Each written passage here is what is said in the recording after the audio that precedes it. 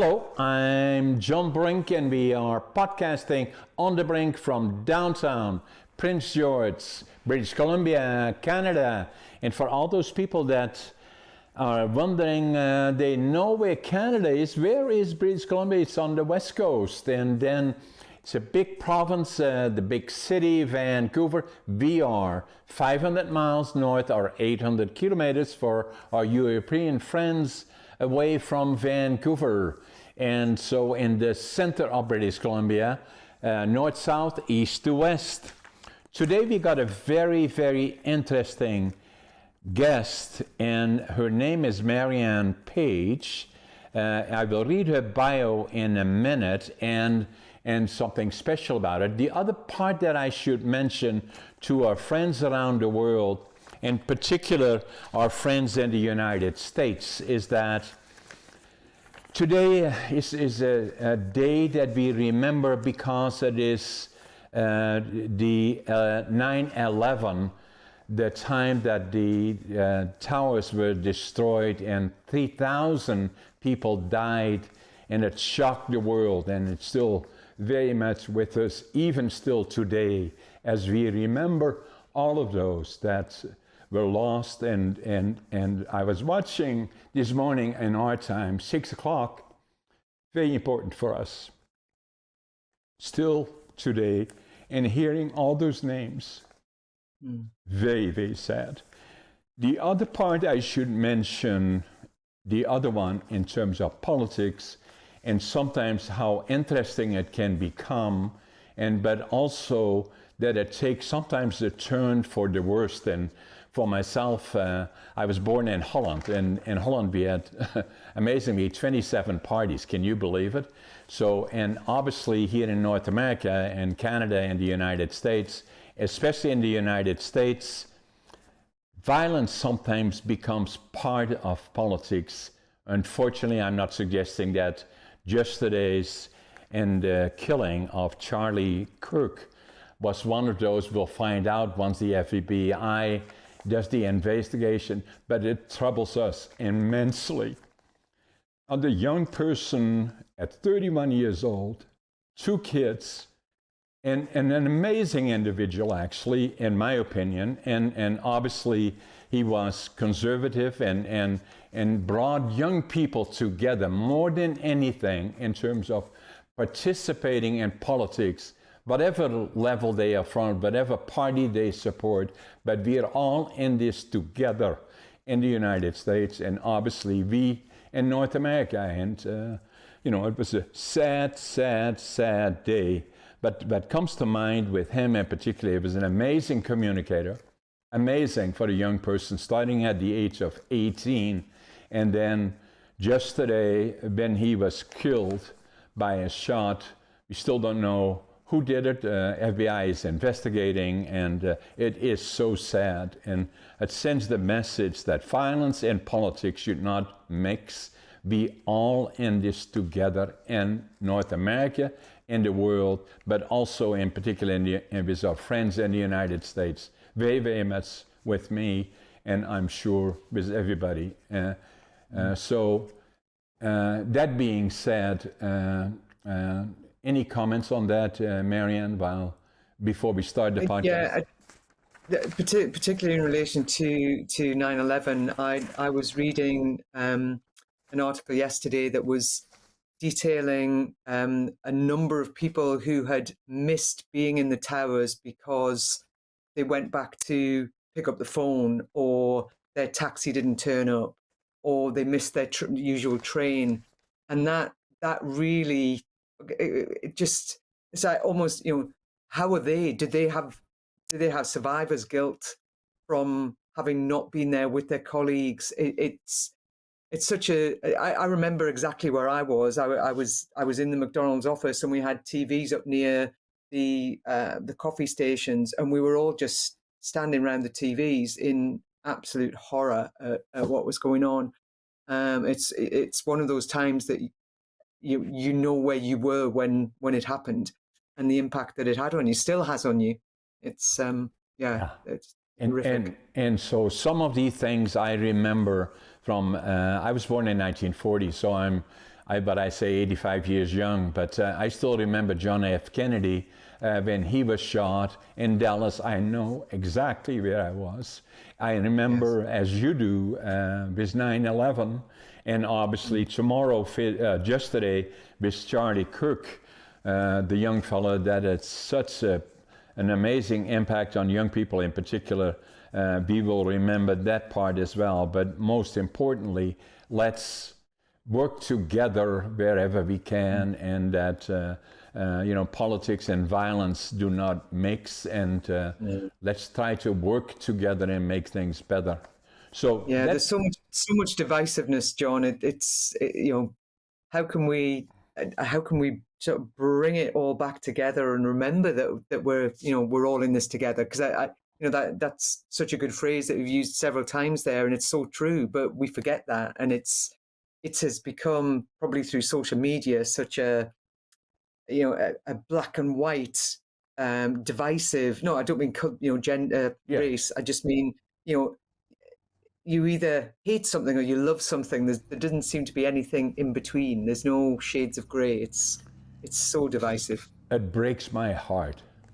I can tell. So that being said, then, as we go forward, the other part that I was going to mention, because you mentioned about where you were at 9/11, I interviewed one guest. We'll look it up before this is over. He was in one of the towers, and for some reason or another, he was at the levels that was a stockbroker company that was very high up, and I believe that not many survived, but through circumstances were coincidental, he was not there that morning for some reason or another, and and he survived, and probably has the same feelings as you indicated of the survival guilt, likely, and so anyway, so Marianne, so if I look at you, you had 3 decades of experience as a senior manager with McDonald's business.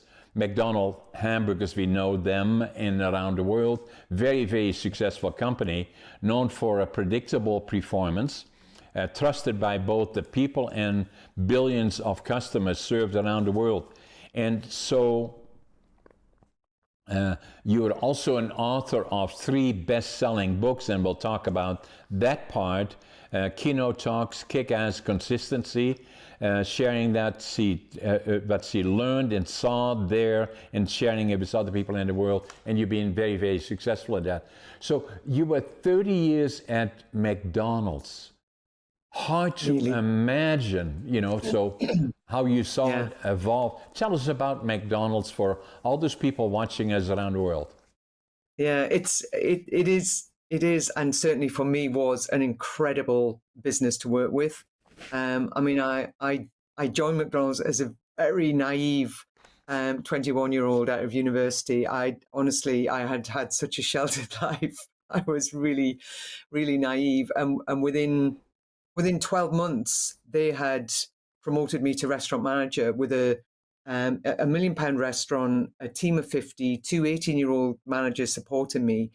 And the thing that makes me think about in terms of McDonald's is I didn't know what I was doing, but because I had systems to follow, I just followed the systems and it worked. And when I wasn't there, the 18-year-olds followed the systems, managed the team, and it worked.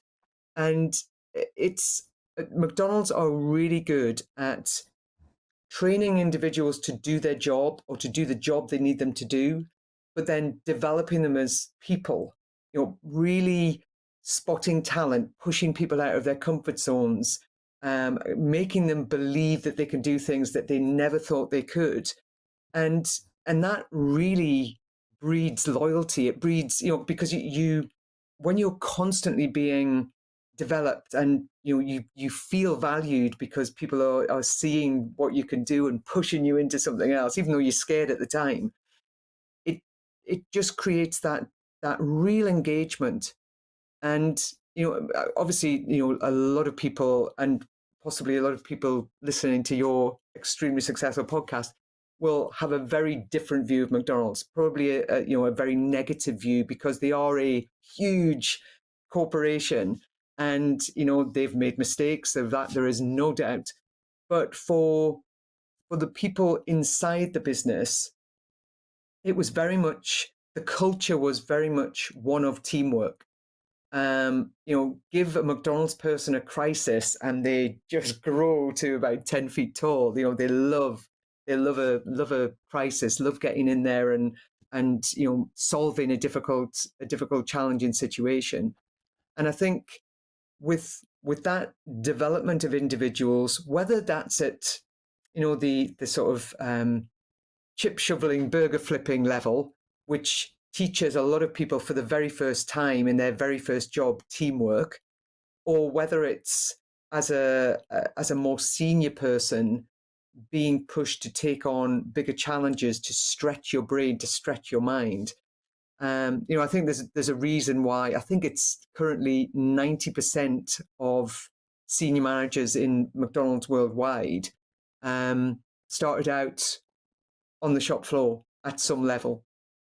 And it just says everything for me about the sort of development that they give you and why they engendered this loyalty among the people who worked for them. So when did the model start, really?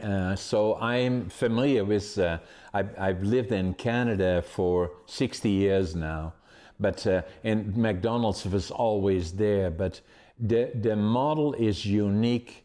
And to me, what I admire about companies like that, and there are other ones similar to that, obviously, Of course, that the key element of it is quality, consistency, and then the very, very most important one is people, and then having systems that people will follow, and creating loyalty that makes them stay there. Like you, I think you is somewhat unique in terms of we would have a hard time finding somebody that's been there for 30 years, I believe. But maybe you can. Not in the UK. I could actually name people who've been there now nearly 45 years. It's incredible. Yeah. It's incredible. So do you ask him when did the model start? Right. So I mean, history of McDonald's. Yeah, I think of when I'm talking to business owners and say, oh yeah, we can't do that because we haven't got all the money in the world like McDonald's. And I have to remind them that McDonald's started as a tiny little restaurant in the backwaters of Des Plaines, Illinois. Probably smaller than most of the business owners I'm talking to, most of the businesses. And they just developed the McDonald's way of doing everything. And Ray Kroc, as a shake machine salesman, difficult to say, he would go there as a customer and he would see the speed that they were serving people at and the quality that people were receiving. And they kept their menu limited, and everybody knew their job, and it just worked like clockwork. And he spotted that, and he saw that it could be replicable over and over and over again. And so that effectively is where the system started. But what they did, I mean, I don't know if you've ever seen the film The Founder. No, there's a great scene. There's a great scene in it where he's with the McDonald's brothers on this tennis court, and they, with chalk, are literally mapping out where all of the equipment should go, and then running through scenarios of serving customers and going, no, that's slowing down things by 2-3 seconds. Let's move it somewhere else. So, and McDonald's have continued to do that through the years, not on tennis courts with chalk, but they now have a restaurant in the States, in Chicago, where they will try out new things. And one of the best systems that McDonald's have for me is their planning system. I call them the meerkats of the business world, because they are constantly head up looking for what crises are coming and also what opportunities are coming. And one of the best graphs I've ever seen was their share price just as COVID hit and within 2 weeks after. And it is honestly, it is a big pointy V. They bounced back from COVID possibly quicker than any other business. And it was because they planned. They will not have necessarily seen COVID coming, who did. But because of their planning system and because of the way they operate with their teams, they were able to bounce back really quickly. And they always they look ahead 3 years and then say, so if we want to be there in 3 years, what do we need to do in the next 12 months? And what does that mean for the next 90 days? And then they just keep working like that. It's such a great rhythm. I love the rhythm of their planning. And I don't know about you, John, but a lot of business owners I talk to, they think plans are redundant. They think, well, I write plans, but then they just go in a drawer. At McDonald's, plans were devolved all the way down to restaurant manager, and everybody had their little piece of the plan to deliver on. And that's, for me, that's what's kept them relevant. That's what's kept them, their share price is somewhere up by $310 right now a share. It's amazing. And I remember it when it was 11. How many did you buy? Well, we were actually no. It was interesting though, because that actually is another thing for engagement. As a restaurant manager and above, everybody was given share options, dependent on their performance. It was very much a meritocracy. Dependent on your performance, you were gifted share options that you could then buy into. So I made sure that I did. Good for you. Yeah. No, it's been a really, crikey, it was home to me for nearly 30 years. So, I do feel very fondly of it. And everything I do now with businesses is rooted in what I learned at McDonald's. I hear so many business owners talking about, oh, I know I've got to systemize my business, but it's just such hard work. And at McDonald's, nobody talked about systems and processes. There was just the McDonald's way to do everything.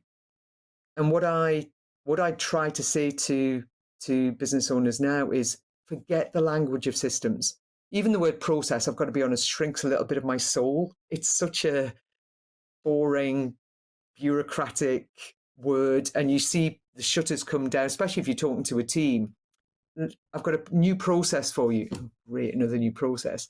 Whereas if you say, we're going to develop our way of doing things, and reception team, let's work together to work out the most simple, logical, and repeatable way to do every task that you have to do. And that'll become our way, and we'll capture it. We'll create how-to videos for it. And then every new person that comes in will learn our way. And when you start doing that and talking in language that people use every day, you get their buy-in. But also, as new people come in, the culture is, oh no, that's not how we do it here. This is our way of doing things. And it just becomes natural. It becomes it's so much easier than systemizing your business.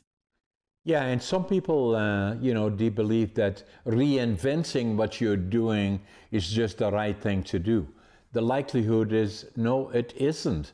What you should do is try to find a model that people find attractive. What are the weak links in something, like food, but also I'm a lumber manufacturer, I do warehousing, I do real estate, as well in my businesses and a number of other things, is that you must find management that is predictable and accountable justifiably, but it applies to all the things that you do. How do you do HR? How do you go through this system, because if there is a weak link, that becomes a problem area that can potentially grow and expand. And so it usually starts with management, following the system and the culture of the company critically. The culture of the company is huge. I mean, I talk about sticky systems, because a lot of business owners will create their processes. They will, top down. They'll decide the way they want things done, and then they bemoan the fact that nobody follows them. I hired somebody in and I got them to write out all of our processes, and nobody follows them. And for me, the three sticky systems are hiring. So hiring the right people and not settling. Too many business owners. There's a question I love to ask: if you could rehire all of your team tomorrow, who would make the cut? Yeah. And so rarely do I get, everybody. There's nearly always one person, sometimes more than that, who, John, John, he's always been like that. And people settle. So having the right team, most important. Correct. But then training them in a really consistent way, training them in our way of doing things. And then the most important system, feedback. And that, North America is much better at giving feedback than certainly the UK. The UK, we tend to use sarcasm, or we'll make a joke of it, or we just won't give any because we're too polite. And everybody needs feedback in order to grow. And I'm a massive believer in feedback inspiring and motivating improved performance. It's not about only giving feedback when something goes wrong. It's about giving everybody their time in the sun, where you tell them how good they're doing, but how much better they could be doing if they did A, B, and C, if they push themselves just a bit further, that they could achieve so much more. And for me, I love building teams, because I love that helping people to fulfill their potential. You see somebody that's got bags of potential, and you train them to do their job, and you keep giving them feedback, but the feedback is what develops them as a person. Let me try this one then. Say, you and me, hypothetically speaking, I'm the manager of McDonald's in Chicago. Look at you. 100 of them. So, Marianne, so you have been now with us for the last 3 years, and you're doing well. You're being promoted, and you are doing well in most of the areas, and I'm very excited about having you on board. Everybody likes you, and you're doing a fantastic job. At the same time, as you know, we are very much a company that wants to be successful, wants to have customers come back for quality, service, and all the other things. And we both are interested in that, as me, as the manager of this operation, and you as having been here already for 2.5 years. So if you allow me, I want to give you slight areas of improvement that I can see, and I hope you work with me on that. And the reason that we do that, because we try to follow a system. Yeah. Am I approaching it in the right way? Yeah, absolutely. I mean, I love using. I created this simple scorecard, and it's got 3 sections. It's got how you perform in your job, how you're contributing to the team, and how you're living the values of our business. And by using the scorecard, it's just such a great conversation starter, and you can have exactly that. I love how you are with our customers. I think sometimes and some days you walk in and you snap at other team members, or whether you've had a bad night, you haven't slept well, but that's not great for team morale. That's not great for building up the rest of your team. I want to see you, coming in, leaving any problems at the door, coming in and being as smiley as you are with our customers, who you're always great with. So exactly what you described, really, but giving very specific examples of what you've seen or what you've heard and the things that were great about it, but how you feel it could improve even further. So yes, effectively, what you were saying is exactly how I would approach it. So the other models there is a fair amount of competition for the products that they sell, but not like it is McDonald's.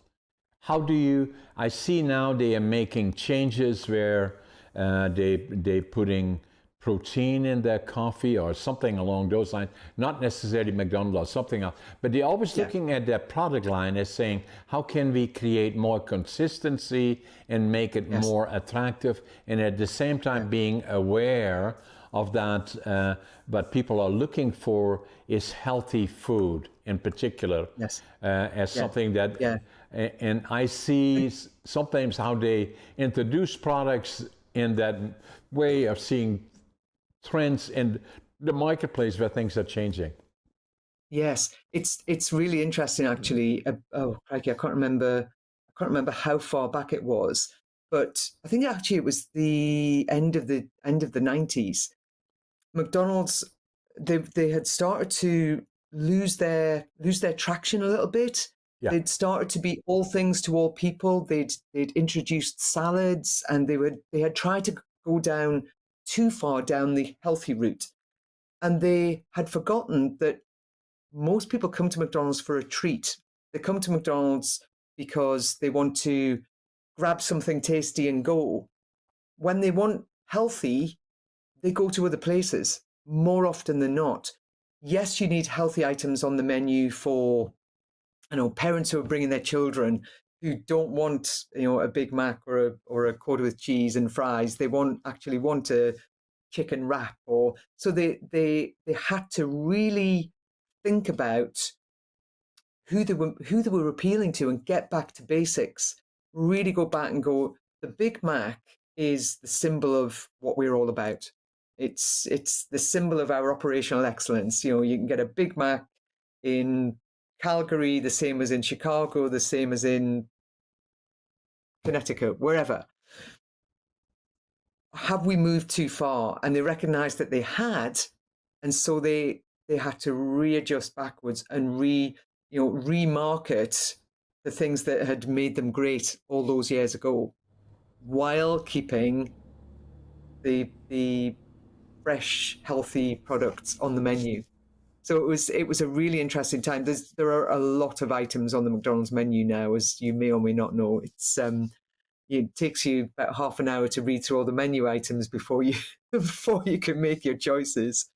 But it was a really good exercise. It was a good exercise of listening to their customers.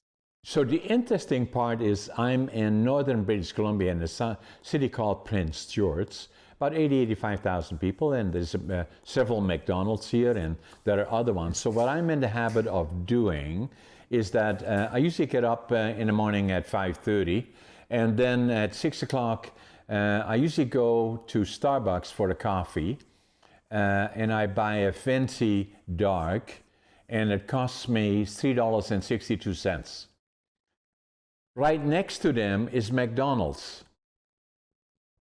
But I'm in the habit of going to Starbucks because a lot of times when I walk in there, they say, "Hey, John, how are you doing?" And I walk in usually, so it gets me out of the truck, go in there, get my Starbucks, and then I pay $3.62. At the same time, if I go to McDonald's, it's just as good, and maybe some people claim it's better. It's half that price. Yes. Why am I keep going to Starbucks? Now, the other thing is not beating up on Starbucks, but it's another model has been immensely successful. Is doing a good job. It's changing things. The thing that was troubling to me in a way is that they have 3 different sizes: small coffee, grande coffee, or Venti is the big one. So, and I buy usually a Venti.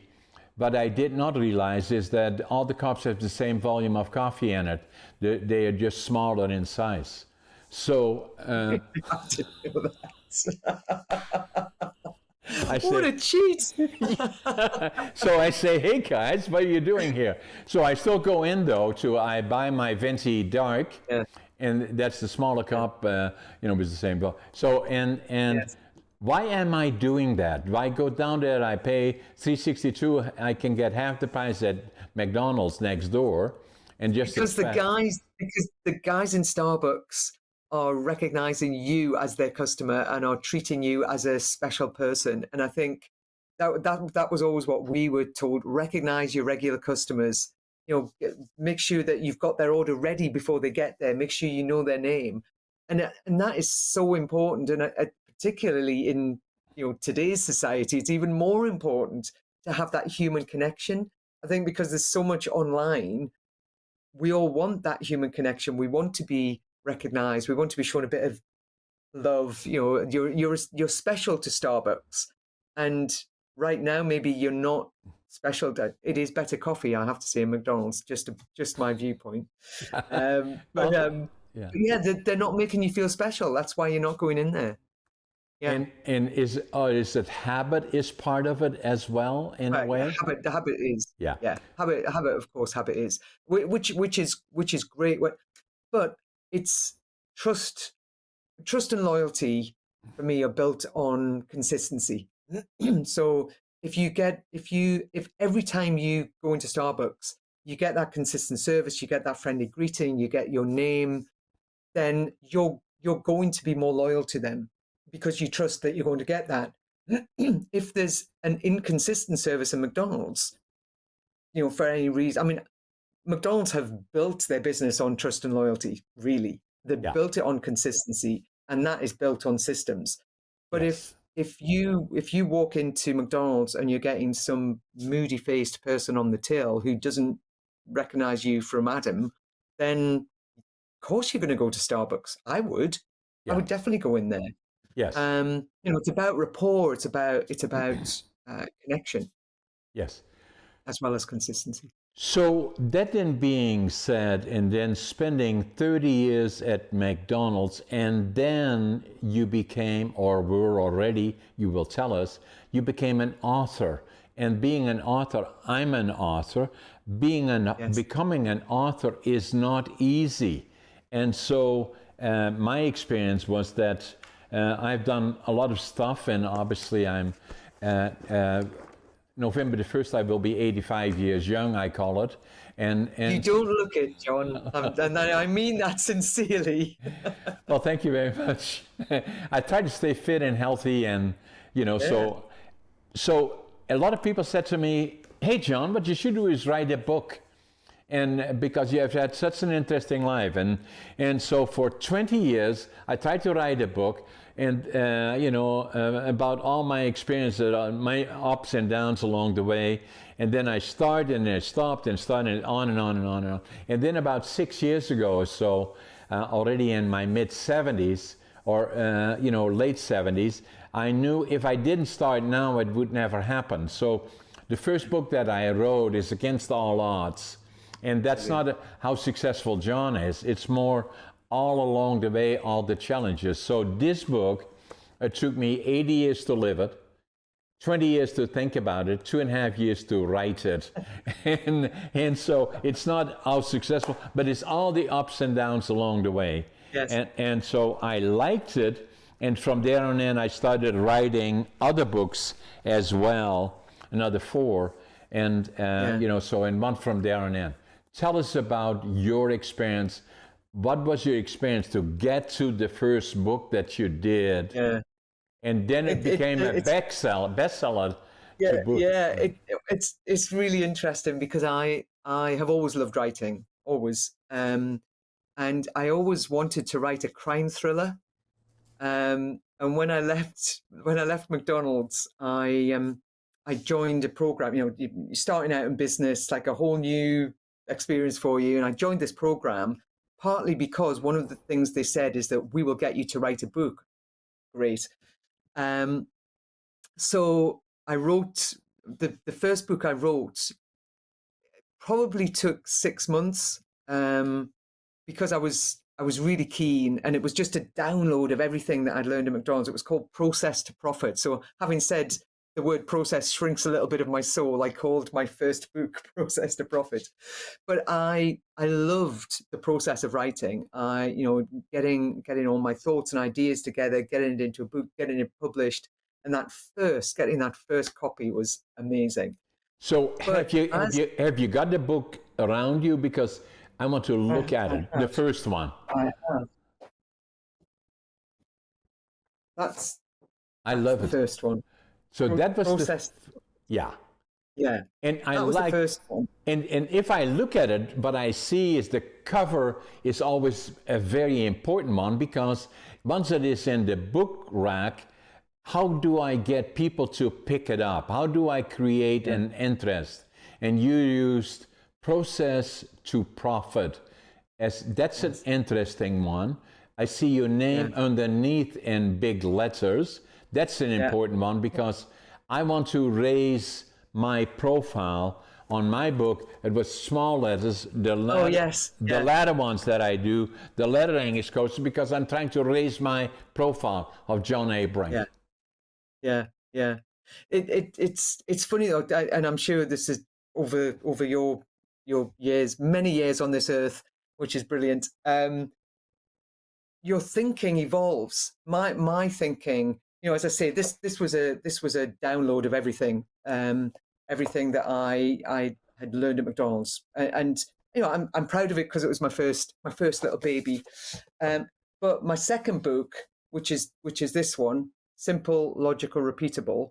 Okay. This one took 2 weeks to get the first draft down because my thinking had evolved. I developed something called the McFreedom system, hence the burger with wings. And I like it. And it just flowed from me. I absolutely loved writing this book.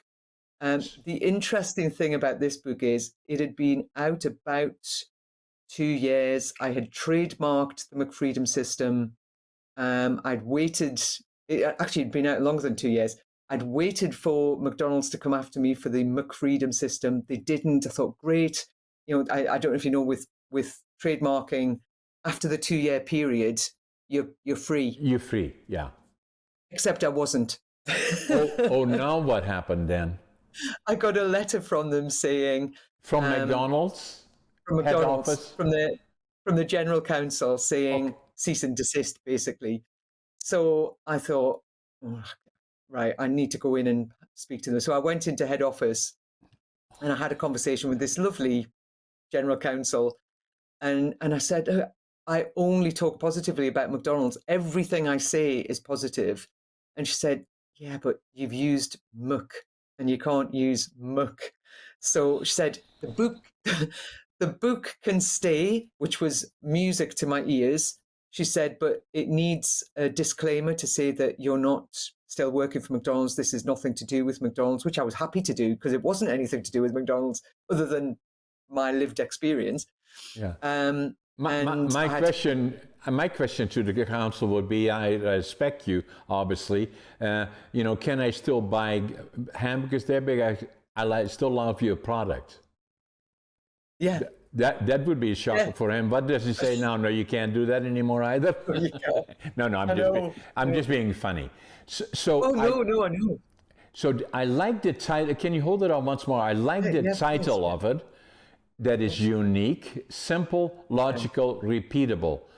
I would pick up that book in systems like McDonald's. So that's where Systemizing like McDonald's. And that's where they had the challenge with McDonald. No, it's the inside. The system that I talk about is called the McFreedom system. Oh, McFreedom. Yes. The McFreedom system. Yeah. So they said you can't call it the McFreedom system going forward, but it can stay in the book. So she said, so if anybody's read the book, you can just refer to the system and they'll know what you're talking about anyway. Yeah.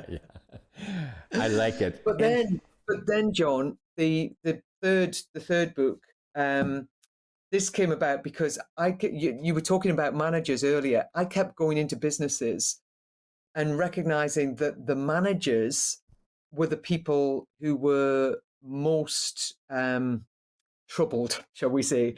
They were the ones who were plucked out of their job that they loved and told, here, be a manager, never given any development. They might have been, if they were lucky, sent on a one-day training program. And every manager that I spoke to was trying to be a good manager, but they didn't know how. So some of them were bullying, some of them were micromanaging. And at McDonald's, everybody that was a manager went through the manager's training program. And it was like, there were like 4 levels of it. So you started off at the basic level, then you went back and practiced, then you came back. So I wrote a book called Mission to Manage. Mission to Manage. I like it. And so what does it say? Because managing people doesn't need to be a mission impossible. Absolutely. It's the most critical part. So absolutely. And so I wrote that one and it became a bestseller, which was great. But that is aimed purely at the managers of SMEs. It's not for your corporates. Although actually, to be honest, I think any manager, if they're not getting development, or if they're struggling, or if they're new, will always benefit from a development book specifically for managers. It was that took a little bit longer, and I'm currently writing one. We should have a race. We should have a race, John. See who gets their book out first. Yeah. So because I was going to ask you, which one is next, Marianne? So the next one is called Big Mac Thinking: Bridging the people process gap for sustainable scale. Right. Because there is such a gap between your people and the processes that you create, and it's all about sticky systems. It's all about those 3 systems, bridging that gap. Right. So yes, I'm underway, shall we say. I've written 5,000 words, but I have 15,000 more to write. Yeah, but it's in your mind already. You know the picture it's where you want to go. Mind. My next one is yes, you can. Because I hear too often I can't, or this, that, and the other thing. So the other one that I was going to show you from one of my books is the last one that I did that came out actually on July the 31st, is $1 billion communication skills. Brilliant. So this is not an instruction how to become a billionaire. Maybe it is in a way, but it's more about anything other than communication skills are critical in all the things that you do. The reasons that billionaires became successful in all cases is because they were or became a very effective communicators. Yeah. And that is one of the... Communication, oh my Lord, communication is so, so important. There's a big chapter on that in Mission to Manage because it's too important, John. And so that's why I wrote you've done a whole book on it. And then is that you on there? Pardon me? Is that you on there? Yeah, that's I didn't recognize it. You haven't got your hat on. This one? Yeah, so that's me. Yeah, so right. I see you now. Yeah, I like it. And then the other one that I did before that is that health, fitness is critically important. Quality of life is important. So I wrote about a book about that, living young, dying old. I love that title. I love that title. That's a picture of me. I'm and also the oldest competitive bodybuilder in North America. And oh wow! Yeah, and do you still do that? I still do that. So after our podcast, I'm in the gym again. Is that initially, and everybody goes through a shock. At one point, I nearly died because of a diverticulitis that I had in my colon, and so it ruptured. And so they took 12 centimeters out of my colon, and so. But it sent me a message that I had to look at diet. I was not abusive, but I should pay more attention about diet. My wife is a vegetarian. Yeah. I didn't listen as good as I could have, but but then I did. And then the other thing that was in 2008, And Yes. so I was already 68 years old. And, so when I got the diverticulitis, waited too long. And when I got operated, they said I was this close to not making it. And so I knew I had to change my life. So I started to be more conscientious about diet. I'm probably a 90-10. It started at 80-20. Now I'm probably a 90-10. In fact, I do all the shopping for my wife as well. If I go to the grocery store, I stay on the outside, because inside are all the aisles with the super processed or processed foods that are likely not good for us, and so we don't go there. The other thing that I did is saying, I have to go to the gym.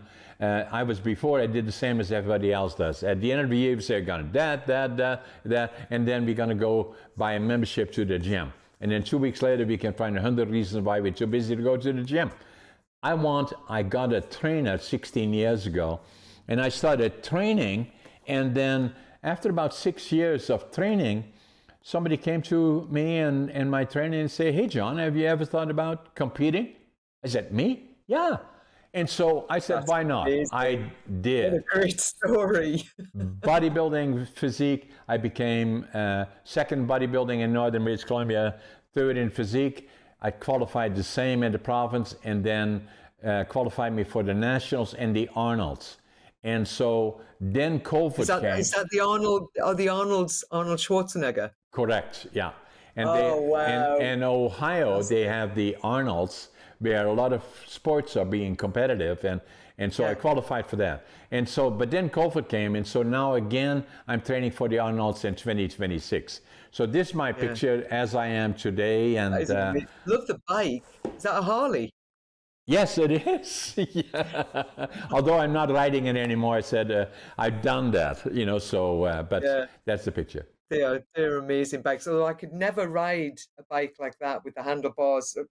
I couldn't either, really, but it's one of those things. So then coming back to the books, I still like it very much, and but just coming back to yourself now. So what do you do? Are you focusing mainly on coaching and writing? And if you do, actually more writing and speaking now. One of the things as I've got older, I've realized that if I'm working one-to-one with clients, I can have a big impact on that client, but I want to have a bigger impact. I want to get the message out there that, building a business doesn't have to be as hard as people make it. It really doesn't. And so many business owners are stressed to hell. So many feel they've got to work all the hours God sends, that they've got to take their laptop on holiday.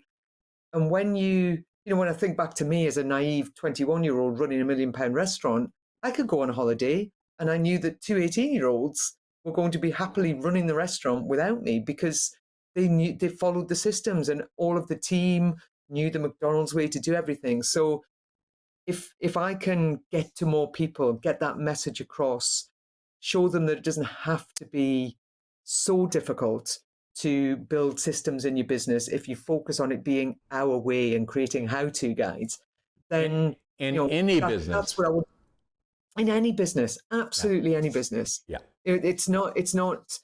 Somebody tried to tell me that, and they were almost certainly right, that if I had niched to just accountants, that was what they wanted me to do. Why don't you niche to just accountants, and you be the systems person for accountants? I'm thinking, one, because I love talking to all different sorts of businesses, and I've met some amazing people in amazing businesses. And two, this isn't. I want my legacy to be that I impacted as many people as possible in as many businesses as possible.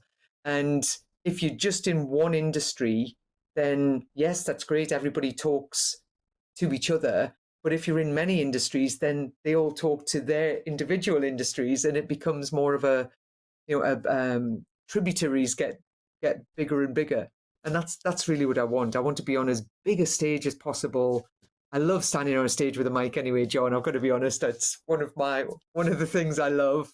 And I do too. I love to do presentations, and I always make sure that in all the presentations that I do, and I'm in demand, is that they may not always exactly remember what I spoke about, but they will never ever forget me.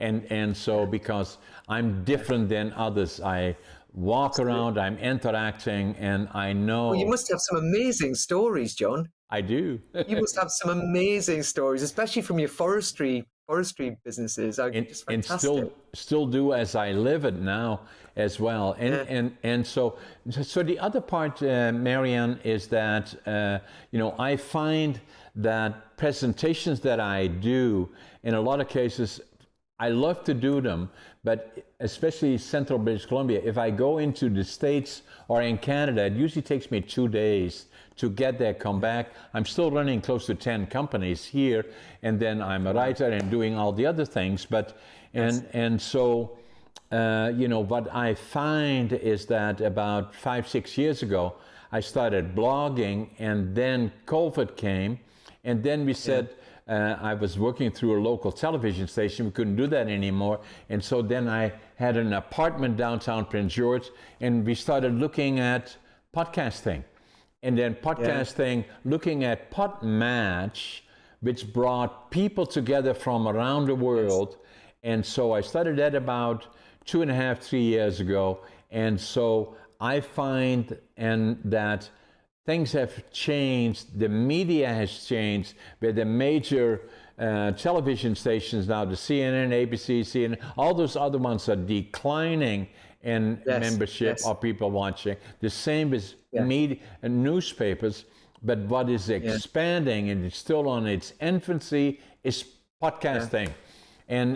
So the top 0.5% global podcasters in the world, and so I find it amazing, and then I love it, because we never, like you and me, we didn't meet until we started this podcast, and we have so many things already in common, and at the same time, the other part that I do, somewhat uniquely different from a lot of other people, is that our podcast will be released within 2 hours.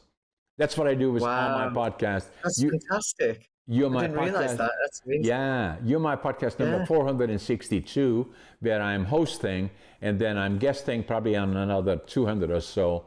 And so, but uniquely about it is that I do it as it is, no editing. It is what it is. I will get it out of the door within 2 hours. I think that's the best way. And also, the little bit of current commentary that you did at the beginning about 9/11 and so on, that makes it that for me makes it so special as well, because most podcasts don't, because it takes 2 weeks to get them out, or whatever. No, so 2 hours is well impressive. Yes. And then, with Charlie Kirk, which was very, very shocking, and that's why I commented about it.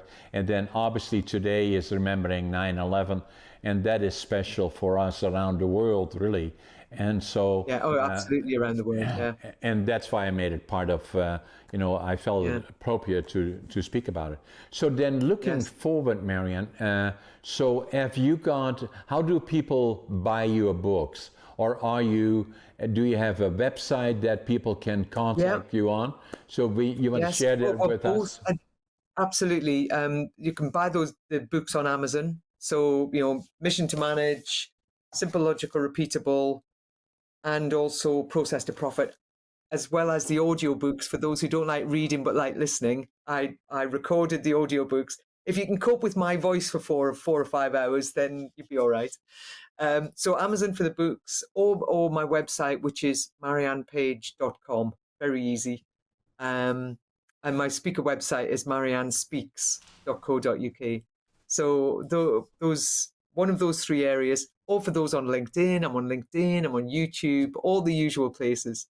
I love doing YouTube videos, just little messages, little tips, I love all of that as well. I like that. And then same with my books, they're on Amazon and a lot of the other ones. I did the same as you did, do audios as well that are important. And then podcasting, anybody that wants to know more about me and what I do is John A as in Adam or Aaron Brink, BRINK.com. And then obviously, we're podcasting on YouTube. Our podcasts are on YouTube. I think we're close to 1 million viewers or so, or subscribers. I feel very honored to have been chosen to come on your podcast. The numbers are phenomenal. Such a successful podcast. It is mutual, Marianne Page, because I'm honored to have you on my podcast and then sharing our thoughts with the rest of the world, was a real privilege. And for all those people watching us and watching Marianne Page as well, is subscribe to us because it gives us a signal that you like what we are doing. Share it with others, make comments if you wish as to what else you'd like to see from us, both Marianne Page and myself. And Marianne, so we are pretty much on the end. The podcast will be released within 2 hours, and it was a privilege. And let's make sure we stay in touch. A joy to meet you. Honestly, a real joy to meet you. Honestly, it's made my week, made my month. Thank you so much. Thanks, Marianne. Take care. You take care. Thank you. Bye-bye. Bye.